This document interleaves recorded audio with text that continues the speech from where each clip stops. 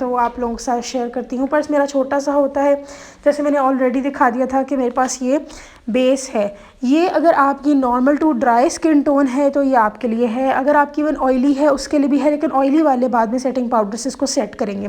फिर उसके बाद ब्लश की बात कर लूँ तो मैंने जैसे कहा कि इसको आप लगा लेंगे लेकिन कुछ देर बाद ये उड़ जाएगा, और मोस्टली ऐसा ही होता है। फिर आ गया जी उसके बाद आपके पास ये आई लाइनर, जो मैं एक्सप्लेन कर चुकी हूँ, रिवाज यूके का 450 समथिंग में, अब तो शायद 650 में मिल जाता है। फिर ढेर सारे टिश्यूज़ जो ऐसे ही मैं जल्दी में रख के ले आई थी, I don't keep that pocket